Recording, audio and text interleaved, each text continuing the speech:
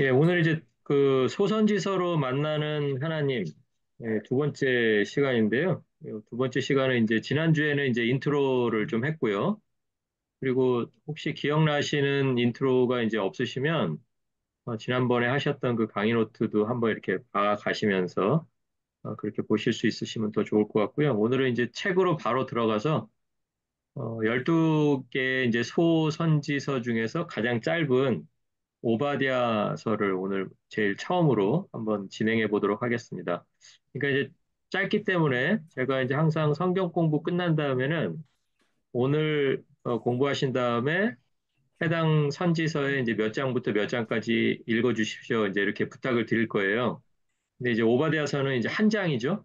네, 한 장이니까 그냥 오늘 공부 끝나시면은 다음 시간까지는 오바댜서 1장을 한번 이렇게 쭉 강의노트 옆에다 펴놓고 한번 읽어보시는 걸로 그렇게 미리 이제 말씀을 좀 드립니다.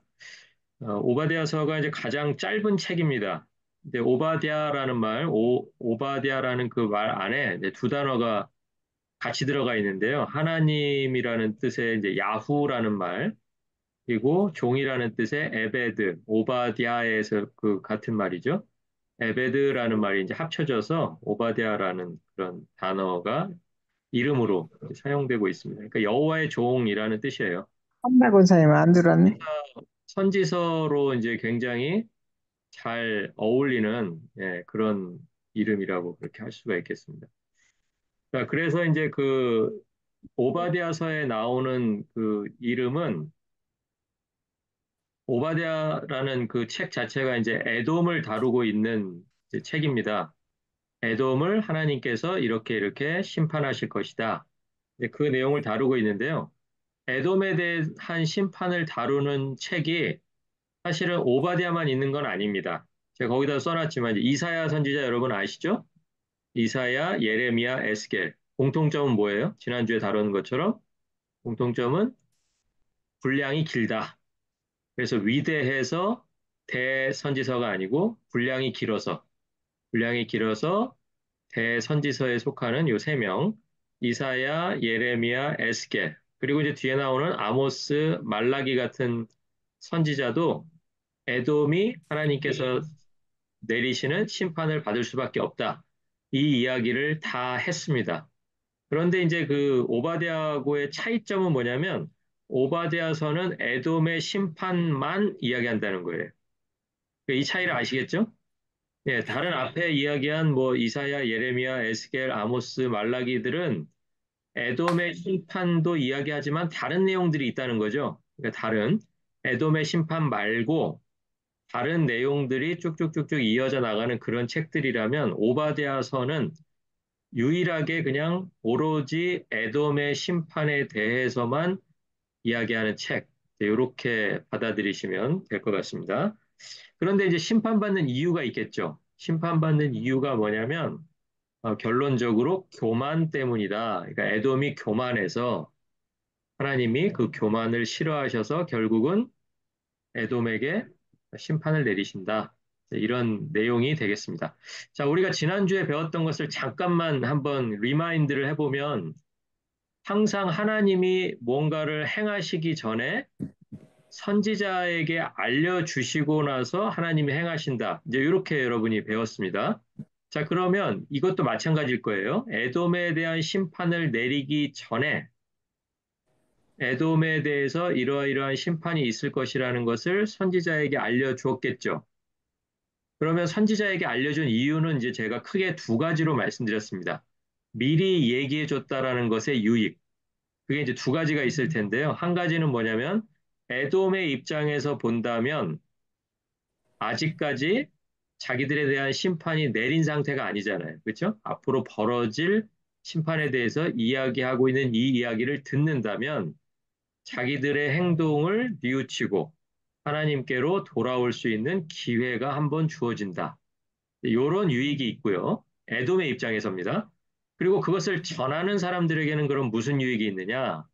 아, 에돔에게 이러이러한 이유를 들어서 하나님께서 심판하시는 걸 보니까 이제 누구를 돌아보게 되는 거예요? 선지자를 포함한 이 심판의 대상이 아님에도 불구하고 나 자신을 돌아보는 거죠. 그렇죠? 예, 에돔이 만약에 교만 때문에 심판받았다면 누구도 심판받을 수 있다는 거예요. 교만했을 때 나 역시도 하나님 앞에서 심판받을 수 있다. 그러니까 지금은 내가 심판의 대상이 아닐지 모르지만 어떻게 해야 되는 겁니까? 이 에돔의 심판을 교훈 삼아서 우리가 그 교만의 문제를 해결하고 살아가기를 하나님께서 원하시는구나. 이렇게까지가 돼야 된다는 거죠. 그러니까 그 두 가지 유익이 다 있는 거예요. 에돔에게도 유익이 있지만 그것을 전하는 선지자나 선지자가 포함되어 있는 그룹.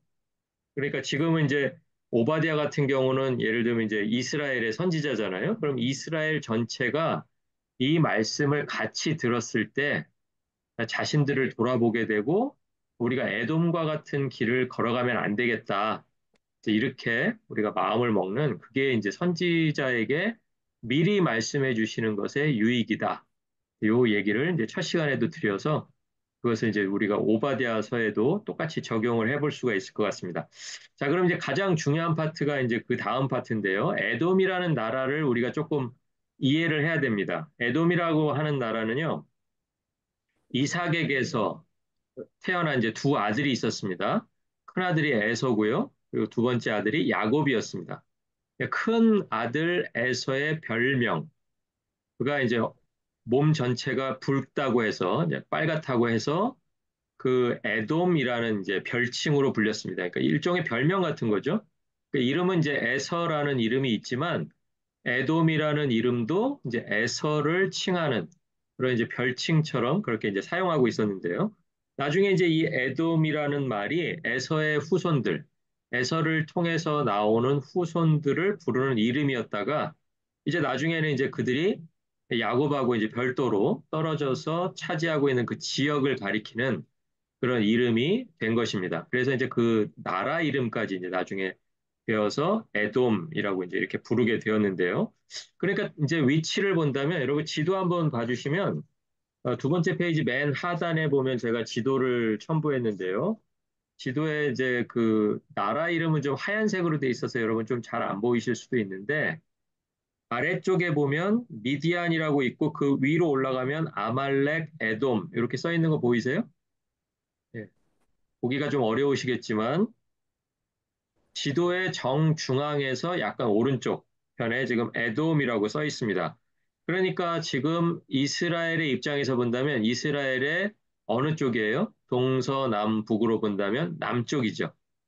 그렇죠? 이스라엘 남쪽에 위치해서 지금 지도에 나와 있는 것처럼 애굽을 나와서 광야 생활을 쭉 한 다음에 나중에 이제 여리고를 요단강의 동쪽에서부터 이렇게 건너서 들어가잖아요.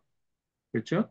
그때 어쩔 수 없이 거쳐야 되는 나라들이 있는데 그게 뭐냐면 에돔, 모압, 암몬 뭐 이런 나라들이었다는 거예요. 예. 그러니까 에돔은 이스라엘의 남쪽에 위치한 그런 나라라고 여러분이 보시면 되겠습니다. 자, 그런데 이제 에돔이 이스라엘의 초대왕 사울하고도 이제 전쟁을 벌인 것이 이제 성경에 기록이 돼 있고요. 그리고 이제 그 뒤를 이어서 이스라엘의 왕 다윗이 왕이 되었을 때에는 다윗이 이제 전쟁을 많이 치릅니다. 그래서 전쟁에서 승리도 많이 하죠. 자, 그때 이제 함께 정벌을 당해서 18,000명이 죽임을 당하고 이스라엘의 이제 신화 국가처럼 돼버린 사건이 이제 사무엘 하에 나와 있습니다. 여러분이 나중에 이제 그 제가 써드린 성경들은 한 번씩 이제 참고하시면서 그 사건들을 이렇게 확인해 주시면 좋을 것 같아요. 자, 그래서 이제 그 다윗 왕 시대에 이제 그런 일이 있었고요. 그러니까 이제 전체적으로 에서와 야곱의 시대에는 에서가 형이었지만 하나님께서 약속하신 대로 큰 자가 작은 자를 섬기게 될 것이다라고 말씀하신 것처럼 그게 벌써 다윗 왕 때 와서 그게 이제 현실로 나타난 거예요. 그래서 이제 18,000명이 죽임을 당하면서 신하 국가가 되었던 그런 사건이 이제 사무엘하 8장에 기록이 되어 있고요. 그리고 이후에 이제 그 신화 국가였기 때문에 그 나라의 항구였던 에시온 게벨이라는 데를 아마 들어보셨을 거예요. 에시온 게벨이라는 항구를 거기다가 세워서 이스라엘이 자기들이 원하는 대로 사용하기도 했던 적이 있습니다. 그것은 이제 솔로몬 왕 때 벌어진 일이었고요. 거기에 대한 기록이 열왕기상 9장에 또 기록이 되어 있습니다. 자, 그런데 이제 사울, 다윗, 솔로몬 이렇게 거쳐서 나갈 때까지는 그래도 에돔이 신하 국가로서만 남아 있었는데 이스라엘이 이제 북이스라엘과 남유다로 나뉘는 것을 제가 첫째 시간에 말씀드렸잖아요. 자, 그러니까 이제 나라가 두 개로 나뉘니까 어때요? 남쪽에 있는 에돔까지 애써서 이렇게 관리할 힘들이 점점점 약해져 간다는 뜻이겠죠. 자, 그러니까 이제 그 틈을 타서 에돔이 야, 이때다 이제. 지금은 이제 우리가 유다의 통치를 받고는 있지만 언젠가 좀 기회를 봐서 이 신하 국가를 좀 벗어나야 되겠다. 이제 이런 생각을 가지고 있었습니다. 자, 그러다가 남유다에 이제 여호람이라는 왕이 있었는데요. 그 여호람 왕 때 반란을 일으켰습니다. 드디어 이제 우리는 더 이상 너희들의 신하 국가가 아니다. 우리들은 대등하게 간다. 또 우리가 힘이 더 강해지면 우리들이 너희 나라를 쳐들어간다. 뭐 이런 식으로 이제 발전을 해 나가겠다는 거죠. 자, 그 사건이 이제 역대하 21장에 기록이 되어 있었습니다. 그런데 남유다가 만약에 힘이 셌다면 여러분 같으면 어떻게 하시겠어요? 신하 국가로 사울, 다윗, 솔로몬 이렇게 쭉쭉쭉 지나왔는데 몇 대가 더 지난 다음에 반란을 일으켰다는 것은 이 반란을 진압해야 될 명분은 분명히 있잖아요. 그렇죠? 예, 반란을 그냥 놔두고서 아, 그렇게 되는구나 이렇게 할 수는 없어요. 자, 그런데 아까 말씀드렸던 것처럼 남북으로 나뉘어서 힘이 약해지다 보니까 바로 진압을 못하고 한 45년 정도가 흐르게 됩니다. 그 뒤로 여호람 왕을 이어서 아하시아라는 왕이 이제 1년 동안 통치를 했고요. 아하시아가 죽은 다음에 그의 어머니 아달랴가 왕의 왕자들을 다 죽여버리고 자기가 통치를 하는 그 시기가 6년이 있었습니다. 이제 아달랴가 그렇게 했던 것은 아달랴가 북이스라엘의 오므리 왕조를 세웠던 오므리 왕의 손녀였기 때문에 가능했어요. 네, 그랬기 때문에 아달랴를 또 피해서 성전에서 길러졌던 요아스가 아달랴를 몰아내고 어린 나이, 7살의 나이에 이제 왕이 되는 거죠. 자, 그래서 이제 그 왕이 이제 40년을 그렇게 다스리게 됩니다. 그러니까 새 왕을 합하고 나면 한 47년 정도가 됩니다. 그 기간 동안에 반란을 일으킨 에돔을 제대로 진압을 하지 못했던 거예요. 자, 그런데 이제 이 시기가 지나고 아마샤라는 왕이 왕위에 올랐을 때 이제 드디어 에돔의 반란을 진압하게 됩니다. 그래서 이제 아마샤 왕이 에돔의 반란을 진압했던 사건은 열왕기하 14장에 기록이 되어 있습니다. 자, 그래서 이제 에돔이 반란을 당했는데요. 자, 이 무렵에는 이제 어떤 일들이 벌어지냐면 이스라엘도 그렇고 에돔도 그렇고 신흥 강국은 여기서 이제 아수르 제국이죠. 아수르가 이제 제국으로 등장하게 되니까 아수르에게 조공을 바치는 여러 나라 중에 한 나라가 돼버린 거예요. 그러니까 세 나라가 있었는데 북이스라엘이 아수르에게 조공을 바쳤습니다. 그리고 남유다가 조공을 바쳤고요. 그리고 남유다 아래쪽에 있는 에돔이 또 조공을 바치게 된 거예요. 물론 이제 북쪽에 있는 뭐 아람이나 이런 나라들도 아수르가 강대국이었을 때는 뭐 조공을 안 바치면 그냥 멸망하는 거니까요. 조공을 통해서 자기들의 이제 자치적인 그런 권리를 좀 주장하는 그런 형태로 이게 권력을 계속해서 유지를 해 나가고 있었습니다. 자, 그래서 이제 BC 한 736년, 연도는 중요하지 않지만 누구에게 조공을 바치고 있었다라는 것은 여러분이 기억하시면 이제 이 상황을 이해하시는 데 아마 도움이 많이 될 겁니다. 자, 처음에는 이제 에돔이 아수르의 조공 국가가 되었다가 에돔이 계속 조공을 바치는 와중에도 자기들과 국경을 맞대고 있는 나라는 남쪽 유다잖아요. 그렇죠? 남쪽 유다의 남쪽에 있었습니다. 그래서 그 국경을 맞대고 있는 유다가 약해지면 점점 싸움을 걸어서 이제 남유다로부터 완전히 분리를 하려고 그렇게 준비를 하고 있었던 것입니다. 자, 그렇게 계속 전쟁을 벌이고 있다가 이 전쟁이 언제야 끝나냐면 남유다가 망해버리는 거예요. 그렇죠? 처음에는 아수르의 조공을 내고 있었는데 이제 아수르도 바벨론에 망하게 되고 그 바벨론은 결국에는 남쪽 유다까지 멸망시켜버리는 그런 상황이 온 것입니다. 그러니까 북이스라엘은 아수르에게 망했고요. 한 130여 년이 지난 다음에 남유다가 역시 바벨론에 망하게 되고 나니까 이제 조공 국가 중에서 누구만 남은 거예요? 누구만 남았어요? 에돔만 남게 된 거죠. 그러니까 에돔은 이 상황이 너무 마음에 들었던 거예요. 그냥 마음에 든 것이 아니라 하나님께서 미워하시는 큰 잘못을 이 상황들 속에서 하게 됩니다. 자, 이제 전쟁이 끝났습니다. 586년에 남유다가 바벨론에게 멸망당하고 나니까 이제 전쟁할 상대는 없잖아요. 에돔만 남은 거죠. 자, 그런데 이 에돔이 586년에서 불과 33년밖에 지나지 않은 BC 553년. 그렇죠? 아주 짧은 기간 뒤에 또 바벨론에 멸망당하게 되는데 이 바벨론을 통해서 멸망당하게 된 이유를 오바댜는 뭐라고 이야기하냐면 그 바벨론에 멸망당하고 있었던 유다가 멸망당하는 그 상황을 비롯해서 역사 속에서 에돔이 보여줬던 교만한 모습 때문에 하나님이 바벨론을 통해서 에돔을 심판하셨다. 이것을 이야기하고 있는 거예요. 자, 그러니까 여러분 한번 생각해 보세요. 에돔의 멸망을 이야기하려면 적어도 이 오바댜는 몇 년도보다는 전에 썼어야 될까요? 이 이야기를. 거기 연도를 제가 써놨지만 외우지는 않으시더라도 586년일까요? 553년일까요? 아니면 736년일까요? 에돔의 지금 뭘 이야기하고 있어요? 오바댜가 에돔의 멸망을 이야기하고 있죠. 자, 그러니까 에돔의 멸망에 대해서 이야기하려면 멸망이 온 뒤에 얘기하면 안 되잖아요. 왜냐하면 하나님께서는 선지자에게 미리 말씀해 주시니까요. 자, 그러니까 에돔의 멸망을 553년으로 기록하고 있다면 적어도 이 책은 이 오바댜 짧은 한 장이지만 이 짧은 한 장의 책은 553년보다는 이전에 기록되었어야만 한다는 거예요. 그렇죠? 그러니까 아직 멸망이 안 온 거예요.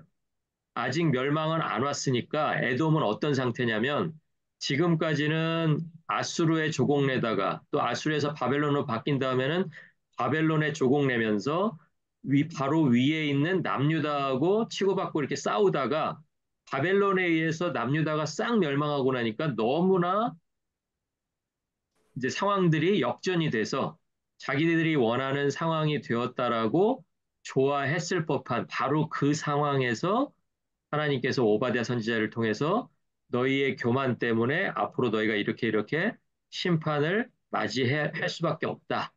이 이야기를 553년 이전에 하고 계시다라는 거예요. 그렇죠? 예, 그러니까 뭐 이미 멸망한 나라의 그 선지자들을 통해서도 하나님께서 이렇게 역사하고 계신다라는 것을 알 수가 있는 것입니다. 자, 그리고 조금 더 이제 에돔에 대한 설명을 이어가 보면요. 오바댜서는 바로 이 시기에 이제 에돔이 행했던 잘못들을 지적하고 있는데요. 586년 남유다가 멸망하고 나서부터 553년 바벨론에게 에돔이 멸망할 그 사이에 벌어졌던 일들에 대해서 지금 오바댜가 기록하고 있다는 것을 여러분에게 한 번 더 말씀을 드립니다. 자, 이러던 에돔인데요. 신약 시대에 와서는 에돔이 이제 유다의 동화가 돼가지고 이제 왜냐하면 나라가 망했잖아요. 나라가 망했는데 사람은 어쨌든 거기 있었을 거 아니에요. 나라는 없어졌지만 사람이 망했기 때문에 이제 작은 나라들은 조금 더 큰 멸망한 나라들의 행정 구역으로 그냥 편입이 돼 버리는 거예요. 그러다 보니까 제일 딱 붙어 있는 게 어디냐면 남유다였던 것입니다. 그러니까 바벨론 입장에서는 남유다라는 그 이름으로 관리가 되던 행정구역에다가 그냥 이 에돔을 따로 관리하지 않고 이 사람들이 보기에는 다 어차피 똑같은 사람들이잖아요. 그렇죠? 그러니까 그냥 이 남쪽 유다라고 하는 행정구역에다가 유다를 편입시켜서 한꺼번에 관리하는 방식으로 그렇게 되고 이름만 뭐라고 붙였냐면 예전에 에돔이라고 불렀기 때문에 이것을 자기들 식으로 이두메라고 불렀습니다. 이두메. 네, 신약에서는 이제 자주 등장하는 이름이죠. 이두메. 이두메 사람들이 되었습니다. 이두메 사람들 중에서 이제 유명한 사람이 한 사람 나오는데요. 안티파터라는 사람이에요.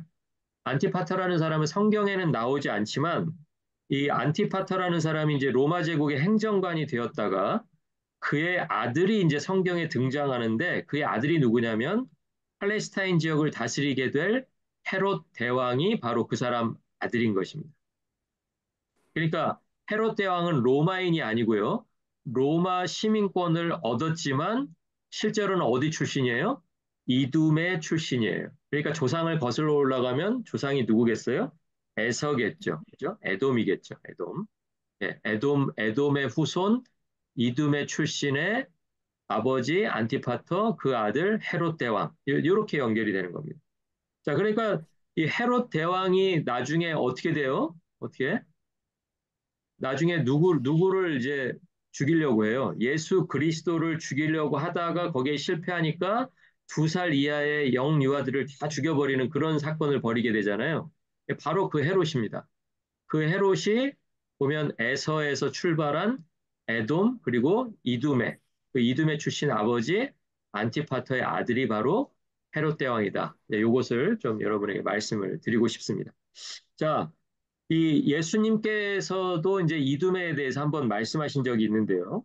예수님이 이제 여러 병자들을 고치셨는데 특별히 안식일에 고치신 사건들이 여기저기에 기록이 되어 있습니다. 그래서 이제 예수님께서 안식일에 손이 말라버린 그 사람을 고쳐주신 사건이 있었어요. 물론 이제 바리새인과 대제사장들에게는 그것이 해서는 안 될 일이지만 그 일을 하셨다는 것이 소문이 나게 되니까 여기저기서 사람들이 다 자기네들의 이제 질병이나 이런 아픈 상황들을 가지고 또 하나님 나라 복음을 듣기 위해서 예수님께로 이렇게 막 몰려 나오는 장면이 마가복음 3장에 기록이 되어 있습니다. 예수님께서 이 기적을 행하시고 나니까 이 소문을 듣고 여기저기서 사람들이 막 나온 거예요. 근데 그 손 마른 것을 고치셨다는 일을 듣고 나온 사람들의 명단에 누가 나와 있냐면 이두메에서도 한 무리가 예수님께로 나왔다. 이렇게 기록이 되어 있습니다. 그것이 이제 마가복음 3장에 기록이 되어 있는데요. 그래서 이두메 출신이 예전에는 예수 그리스도 이전 한참 거슬러 올라가서 뭐한 700년, 800년 이전에는 남쪽 유다하고 서로 원수지간이 되어서 서로 국경을 마주해서 이렇게 막 싸우고 있다가 또 유다가 먼저 멸망한 다음에는 자기들이 멸망할 줄 모르고 또 한참 교만해 있다가 또 하나님의 심판을 받아서 이렇게 멸망했지만 예수 그리스도가 오신 다음에는 다시 예수 그리스도가 전하는 하나님 나라 복음을 듣는 여러 사람들 중에 그 사람들 중에 누가 거기 앉아 있었다는 거예요? 이두메 사람들이 거기 앉아 있었다라는 거예요. 그러니까 신약과 구약이 지금 계속해서 연결이 되어 가고 있습니다. 자, 그러니까 어, 에돔의 역사 속에 뭐 분열의 역사도 있었죠. 반역의 역사도 있었죠. 그리고 유다와 벌인 전쟁의 역사도 있었지만 신약 예수 그리스도의 시대에 와서 우리가 확인하는 건 뭐냐면 복음이 여전히 누구에게도 열려 있다? 에돔에게도 열려 있다. 이게 중요한 거예요. 예, 그러니까 구약 시대에 나라는 멸망했을지 모르지만 거기 남아있던 사람들에게 행정구역은 없어졌을지 모르지만 거기 남아있는 사람들에게 예수 그리스도가 오셔서 뭘 전하냐면 하나님 나라 복음을 전하고 회개의 복음을 전한다는 거예요. 그러니까 이 사람들에게 또 한 번의 기회가 주어지고 있는 것을 여러분이 깨달으실 수가 있습니다. 예수님이 전하신 것도 똑같죠. 회개하라, 천국이 가까이 왔다. 세례 요한의 메시지하고 똑같은 복음이잖아요. 그러니까 이 사람들이 700년, 800년 이전에 들었던 그 오바댜 선지자의 음성을 듣고 나서 이제는 다시는 그런 기회가 없을 줄 알았는데 그냥 후회만 하고 있을 줄 알았는데 예수 그리스도가 이 땅에 오시게 되니까 다시 그 음성을 선지자의 음성을 예수님을 통해서 듣게 됐다는 거예요. 그러니까 다시 한번 기회가 왔으니까 어떻게 해야 되겠어요? 이 기회를 잡아야죠. 이 기회 못 잡으면 이제 뭐 기회를 또 주실지 안 주실지 모르지만 예수님이 마지막에 오셨잖아요. 예수님이 오셨을 때 이 기회를 못 잡으면 제가 생각하기엔 기회가 없습니다. 믿음의 사람들에게는. 그런데 어쨌든 중요한 것은 복음이 이러저런 여러 가지 역사의 그런 굴곡, 역사의 아픔, 역사의 그 비참한 현실에도 불구하고 여전히 에돔에게도 열려 있었다. 이두메 사람들에게도 복음이 들려졌다. 이것을 우리가 마가복음을 통해서 확인할 수 있는 것이죠. 자, 우리가 내용으로 한번 바로 들어가 보면요. 오바댜서 1장을 한번 펴보시면, 오바댜서 한번 1장 한번 보시겠어요?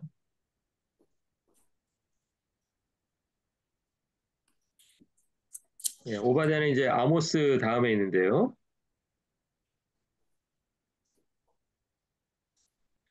오바댜가 이제 1장 1절에 보면, 예, 주 여호와께서 이렇게 돼 있죠. 예, 주 여호와께서.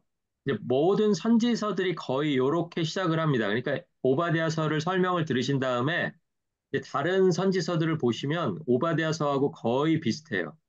자, 그러니까 이제 주 여호와께서 말씀하셨다라는 것이 이제 선지자들의 제일 첫 번째 기록입니다. 그러니까 요 주 여호와가 누구냐면 히브리어로는 아도나이 여호와예요. 그러니까 주가 아도나이로 되어 있습니다. 아돈. 예, 주님이라는 뜻이죠. 주인님. 예, 주인님이라는 이 아도나이는 스스로 계신 한 분 하나님을 부르는 이름이에요. 자, 그런데 지금 상황은 아까 제가 말씀드렸지만 이것이 기록될 당시에 지금 남유다는 멸망해가고 있는 거죠. 예, 남유다는 멸망해가고 있고 이제 조금만 지나면 에돔만 남아있을 그런 상황인데 지금 그런 상황에서 오바댜는 누구에게 말씀을 받고 있냐면 한 분, 스스로 계신 한 분 하나님께 말씀을 받고 있다라는 거예요. 자, 그러니까 하나님께서는 어떤 상황에도 말씀하시냐면 한 나라가 이렇게 멸망을 향해서 무너지고 있는 그 순간에도 누가 말씀하셔요? 하나님께서 말씀하고 계신다라는 거예요. 그러니까 아직까지 희망이 있다, 없다? 있다. 이렇게 봐야 된다는 거죠. 예, 말씀이 없다면 정말 절망적일 텐데 하나님께서 유다에게도 말씀을 주시지만 지금 아직 멸망하지 않은 에돔에게 또 말씀을 주시고 또 700년 이상 세월이 흐른 뒤에는 예수 그리스도가 직접 이두메 사람들에게 말씀을 전하고 계시는 그 사실을 통해서 우리가 역사의 어떤 순간을 살아가더라도 우리에게 말씀이 있다면 우리의 상황은 어떤 상황이든지 우리에게 희망이 있다. 이렇게 여러분께서 이해를 해주시면 좋겠습니다. 자, 두 번째 페이지로 넘어가서 남유다가 멸망해 가고 있는 상황에서 아까도 말씀드렸지만 이제 에돔에게는 어떤 상황이 벌어진 거예요? 이제 바벨론에게 조공만 내면 유다로부터는 완전히 독립해서 이제 뭐 유다의 간섭 없이 우리가 마음대로 펼쳐갈 수 있는 이제 그런 시대가 왔다라고 생각을 한 거잖아요. 그래서 이제 이제야 우리들이 원하던 영원한 부귀를 누리게 될 거다. 이제 이렇게 기대했던 것이 남유다가 멸망할 무렵의 에돔의 생각이었습니다. 자, 그런데 이제 그렇게 교만하게 생각했던 에돔이 그렇게 생각만 교만하게 했던 것이 아니라 생각하고 있는 대로 이제 행동에 옮겼어요. 그래서 이제 구체적인 행동 7가지가 오바댜서에 기록이 되어 있습니다. 자, 이 내용은 이제 제가 정리를 해놨기 때문에요. 이번 한 주간 동안 여러분이 오바댜서 1장을 읽으실 건데 읽으시면서 옆에 이제 강의 노트를 펴놓으시고 지금 1번에서 이야기하는 내용이 여기 있구나. 2번은 여기 있구나. 이렇게 확인하시면서 여러분이 읽어 내려가시면 되겠습니다. 자, 에돔의 교만한 행동 7가지. 첫 번째는 뭐냐면 형제의 재앙을 방관했다라는 거예요. 여러분, 방관이 뭐죠? 그냥 나 몰라라 하는 거죠. 예, 예, 강 건너에 불이 났어요. 그런 상황이에요. 강 건너에 불이 났으니까 내가 건너갈 건 아니잖아요. 그죠? 내가 건너가서 뭐 물론 끌려고 하는 사람도 있겠죠. 근데 대부분의 사람들은 어떻게 해요? 강 건너편에 그냥 서 있는 거예요. 그러니까 에돔에서 바라볼 때 지금 유다는 난리가 났잖아요. 바벨론이 직접 쳐들어왔잖아요. 그런데 중요한 것은 하나님이 보시기에 이 에돔이라는 나라와 남쪽 유다는 형제다라고 보고 계셨던 거예요. 자, 그런데 형제가 어려움을 당했는데 그냥 에돔은 방관하고 있었다. 구경하고 있었다. 뒷짐지고 있었다. 이런 뜻이 되겠습니다. 이것을 하나님이 싫어하신 거예요. 자, 첫 번째 잘못이 그거고요. 자, 두 번째는 뭐냐면 이제 아까도 설명드렸지만 유다가 망하기를 바라고 오히려 망하니까 기뻐했다라는 거예요. 이것은 그냥 구경하는 거하고는 틀리죠. 아이고, 아이고, 저 탄다, 탄다, 탄다 하고 구경하는 게 아니라, 아유, 잘 탄다. 타기를 잘했다. 아유, 다 무너지기를 잘했다. 이거는 좀 다르잖아요. 그죠? 근데 에돔은 이제 여기 두 번째까지 나간 거예요. 유다가 망해야 어떻게 되는 거예요? 우리가 산다. 유다가 망해야 우리가 오래오래 잘 버틸 수 있다. 이렇게 생각했던 것이 하나님 보시기에 큰 잘못이었다는 거예요. 자, 그래서 이제 유다의 패망을 기뻐했다는 거고요. 자, 세 번째는 유다의 고난에 대해서 1장 12절 한번 보세요. 1장 12절을 보시면 거기 뭐라고 기록이 되어 있냐면 내가 형제의 날 곧 그 재앙의 날에 방관할 것이 아니며 거기 이제 제가 1번으로 말씀드린 게 거기 나오죠. 자, 그리고 유다 자손이 패망하는 날에 기뻐할 것이 아니며 그게 2번이잖아요. 3번은 어디 나오냐면 그 고난의 날에 내가 입을 크게 벌릴 것이 아니며 그러니까 이 당시에 이제 입을 크게 벌린다는 표현은요. 이제 우리가 이제 바로 이해하기는 조금 어려운데요.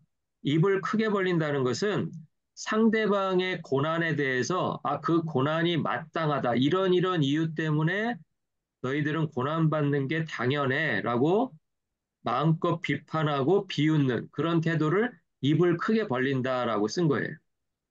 이해하시겠죠? 자, 그러니까 상대방이 지금 뭔가 힘들어요. 힘들 때 왜 우리 그렇게 얘기하는 사람 있잖아요. 아이고, 뭐 이거 잘못하더니 이럴 줄 알았네. 이랬다는 거예요. 그렇죠? 저 사람 이렇게 하는 거 보니까 언젠간 저럴 줄 알았어 했다는 거예요. 그런데 그게 하나님 보시기에는 해서는 안 될 행동이라는 거예요. 그러니까 상대방이 어려움에 빠졌을 때 그 어려움의 이유들을 내가 찾아서 이런 이유들 때문에 그 고통받는 것이 너무나 당연하다라고 말하는 것, 입을 크게 벌리는 것, 그것이 하나님 보시기에 에돔이 잘못한 세 번째 잘못이라는 거예요. 자, 이제 네 번째는 이제 더 나갑니다. 선을 넘습니다. 어떻게 선을 넘냐면 형제의 환란을 기회 삼아서 그의 성문을 침범해요. 그러니까 남쪽 유다의 이제 국경을 넘어갈 뿐만 아니라 성문을 넘다 이제 어디까지 넘냐면 남유다의 수도는 어디입니까? 예루살렘이죠. 그러니까 그 예루살렘 성문까지 들어가 버리는 거예요. 그러니까 예루살렘 성문은 사실 누가 들어갔어요, 지금? 누가? 이 시기에는. 바벨론에서 들어갔겠죠, 바벨론. 그러니까 막 쳐들어가서 남유다를 못 살게 굴고 멸망시키고 힘들게 하는 그 바벨론의 무리에 섞여서 이때다 해가지고 나도 들어간다는 거예요, 나도.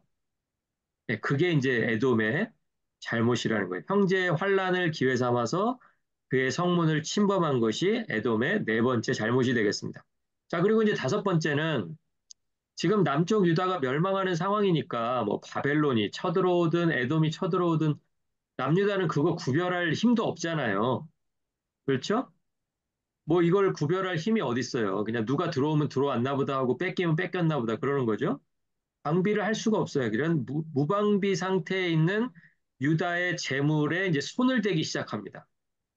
쉽게 얘기해서 그냥 방비할 수 없는 약한 집에 들어가서 내가 그 집에 있는 거 그냥 싹 털어가지고 나왔다는 거예요. 누가요? 형제인 에돔이. 그러니까 이것을 하나님이 다 보고 계셨다라는 거죠. 그러니까 에돔은 자기가 기대했던 대로 지금 되고 있다고 생각했을 거예요. 야, 이제 그렇게 우리를 그냥 신하국가 대접을 하던 이 남쪽 유다가 지금 멸망해 가고, 자, 지금 봐라. 오늘도 지금 내가 여기 막 넘어와가지고, 남유다 국경 넘어와가지고, 여기저기 마을 다니면서 다 훔치고 다 털어가지고 나오는데도 막는 사람도 없지 않냐. 우리나라는 이제 이런 식으로 앞으로 유다보다 점점 더 강해져서 더 이제 멋있는 나라가 될 거다. 이렇게 생각을 했다는 거죠. 그것이 하나님 보시기에 교만이었다라고 오바댜 선지자의 입을 통해서 말씀하시는 거예요. 자, 이제 다섯 번째는 우방비인 유다의 재물에 손을 댔다라는 것이고요. 그러니까 여섯 번째, 일곱 번째가 이제 더 심한 게 나와야 되겠죠. 자, 여섯 번째는 뭐가 나오냐면 도망치는 유다 백성들을 막아섰다는 거예요. 그러니까 도망치는 유다 백성들은 마지막 수단이잖아요. 그죠? 자기 집에서 더 이상 버틸 수가 없으니까 밀려오는 바벨론 군대를 피해서 어디든 이제 도망을 가야 될 거 아니에요? 그런데 그 길목을 누가 막아요? 바벨론이 막으면 그나마 나아요. 왜냐하면 바벨론이 쳐들어온 건 지금 사실이니까. 근데 나를 딱 막아서는데 그게 누가 막아서는 거예요? 에돔이 막아섰다라는 거예요. 에돔이 막아서서 거기서 또 가져가는 거 뭐 뺏고 당연히 그랬겠죠? 그러니까 도망도 못 가고 이러지도 못하고 저러지도 못하다가 바벨론에게 죽든지 또 에돔에게 맞든지 뭐 에돔에게 뺏기든지 뭐 이런 상황이라는 거예요. 그러니까 도망가고 있었던 유다 백성들을 막아선 거. 이 행동이 하나님 보시기에 심판을 하실 수밖에 없는 그런 이유 중에서 여섯 번째 이유가 되겠습니다. 자, 마지막 이 이유가 이제 가장 큰 죄악일 텐데요. 이제 남아있는 사람들이 있었습니다. 이제 피난 간 사람들은 그나마 이제 뭐 힘이라도 있으니까 피난을 갔을 겁니다. 근데 피난도 못 간 사람들 있잖아요. 예, 피난도 못 간 사람들, 힘없는 사람들. 그 사람들을 싹 모아다가 이방에다가 팔아 넘기는데 그 팔아 넘기는 사람들이 가만 보니까 누구예요? 에돔 사람들이더라라는 거예요. 그러니까 처음에는 1번을 행하고 있을 때는 그렇게 큰 죄 같지 않아요. 그죠? 뭐 무슨 일이 벌어졌어요. 강 건너에 불이 붙었어요. 그런데 내가 강을 헤엄쳐서 건너가서 막 불을 적극적으로 끄지 않은 것은 뭐 큰 잘못 같지도 않은 잘못이라고 생각할 수가 있어요. 그렇죠? 그냥 나는 아무것도 안 한 거예요. 그냥. 그게 무슨 잘못이냐, 뭐 이렇게 할 수도 있어요. 그런데 이제 뒤로 가면 갈수록 2번, 3번, 4번, 5번 가다 보니까 이것은 그냥 너무 큰 잘못이고 너무 선을 많이 넘은 거예요. 그렇죠? 한때는 그래도 한 아버지에게서 태어난 에서와 야곱이었는데 나중에는 이 에서의 자손 에돔이 야곱의 자손인 유다 백성들을 다 모아가지고 다 묶어가지고 팔아버리는 거예요. 이방에다가. 자기들은 이제 자기들 나라가 그것을 통해서 재물을 얻고 더 강해졌다라고 생각하겠죠. 국제사회에서 더 영향력이 생겼다라고 생각하겠죠. 그런데 누가 보고 계세요? 하나님께서 그것을 보고 계시면서 이 7가지 죄 때문에 내가 너희들을 용서할 수가 없다. 이 이야기를 오바댜의 입을 통해서 전하시는 내용, 그것이 바로 오바댜 1장의 내용이 되겠습니다. 그러니까 여러분께서 이제 오바댜 1장을 읽으시면서 이 7가지를 하나님께서 어떻게 말씀하시는지를 하나하나 확인해 보셔야 돼요. 저하고 아까 1, 2, 3번을 확인했습니다. 그럼 이제 4, 5, 6, 7은 여러분께서 읽으시면서 일주일 동안 한번 확인해 보시기를 부탁을 드립니다. 자, 그런데 요 대목에서 한 가지 더 이제 말씀드리고 싶은 건 뭐냐면 오바댜 선지자가 이렇게 에돔의 7가지 죄를 이야기했는데 사실은 오바댜 선지자 앞에 있는 선지서가 뭐예요? 아모스잖아요. 아모스는 이제 총 1장부터 9장까지로 이루어져 있는데요. 그 아모스 선지자 역시도 에돔의 죄를 서너 가지 죄라고 이야기했다라는 거예요. 제가 이 표현 한번 저희가 그 2017년도에 성경 공부할 때 한번 말씀드린 적이 있는데 혹시 기억나시는 분들이 있으실지 모르겠지만 이 성경에 서너 가지 죄라고 표현된 이 표현은 세 가지인지 네 가지인지 분명하지가 않아서 서너 가지라고 쓴 게 아니고요.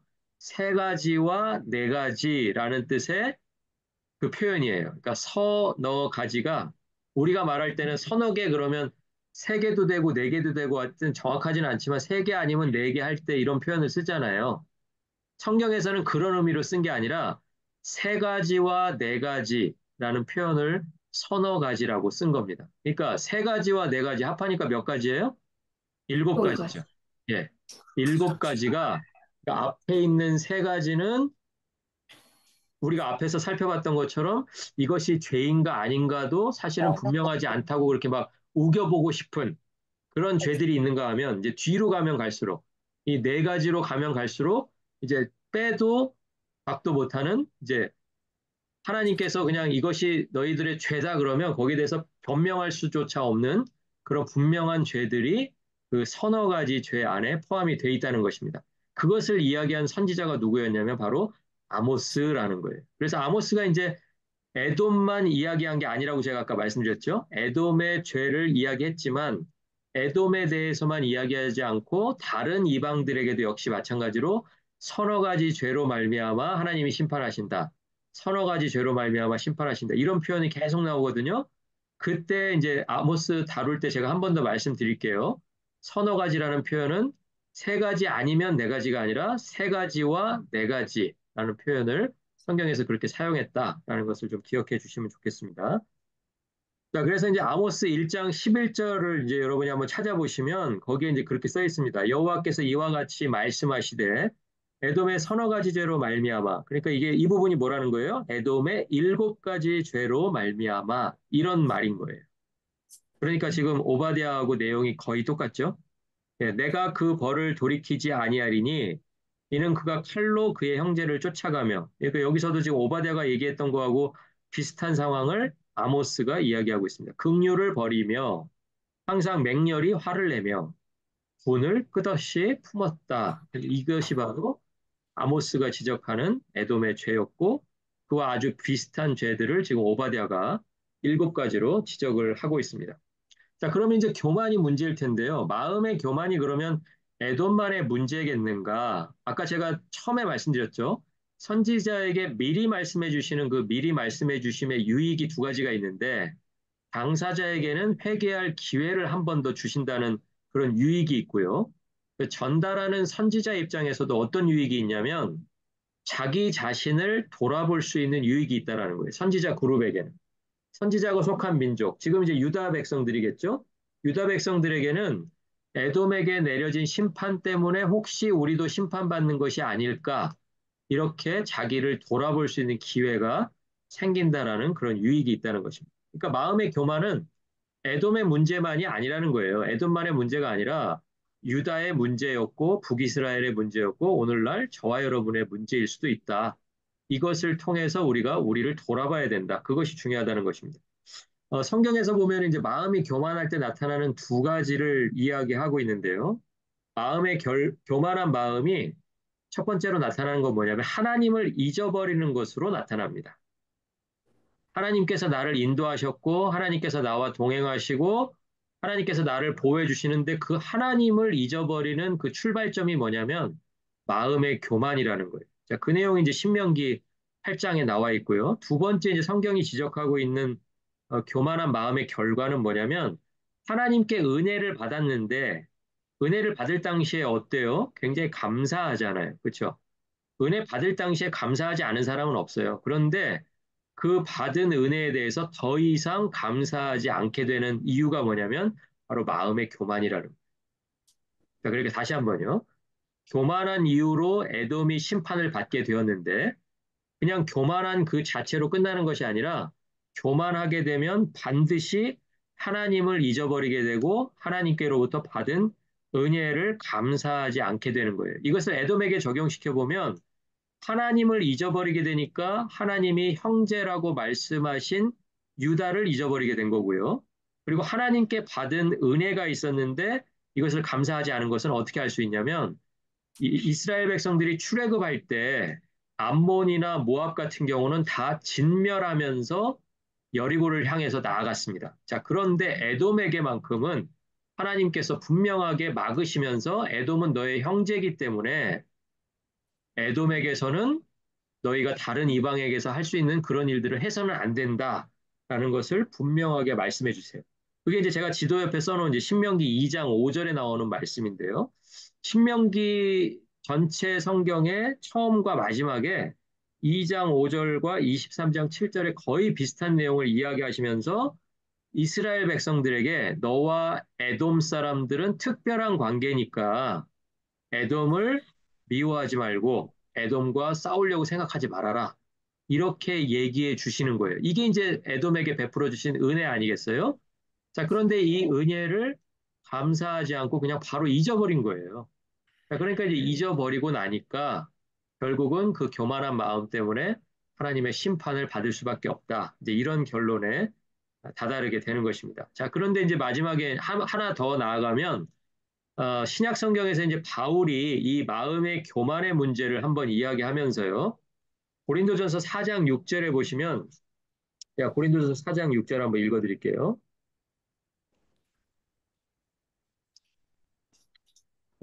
형제들아 내가 너희를 위하여 이 일에 나와 아볼로를 들어서 본을 보였으니 이는 너희로 하여금 기록된 말씀 밖으로 넘어가지 말라 한 것을 우리에게서 배워 서로 대적하여 교만한 마음을 가지지 말게 하려 함이라 이렇게 얘기합니다. 거기서 바울이 어, 교만한 마음을 해결할 수 있는 유일한 방법을 뭐라고 이야기하냐면 기록된 말씀 밖으로 넘어가지 말라라고 이야기하는 거예요. 그러니까 말씀을 삶의 기준으로 세워놓는 거 말고는 다른 방법이 없다는 거죠. 그러면서 누구를 예를 들냐면 나와 아볼로를 보면 알 수 있지 않냐 이런 거예요. 아볼로와 바울은 뭐 어떤 관계인데요?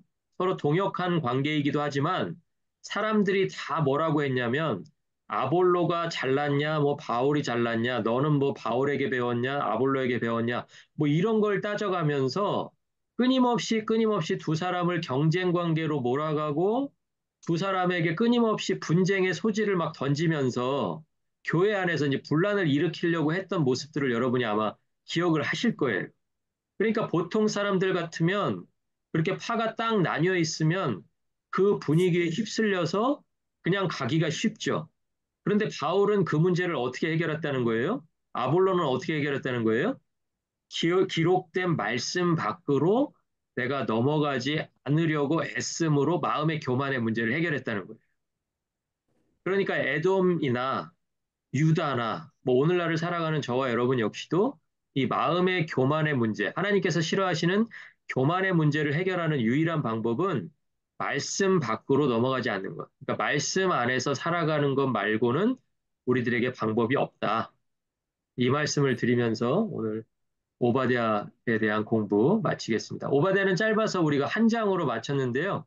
다음 시간에는 저희가 요나서 1장과 2장을 다루게 될 텐데, 요나서는 전체 두 번 시간을 할애해서 저희가 다음 주와 그 다음 주 두 번 동안 요나서 4장 전체를 한번 다뤄보도록 하겠습니다.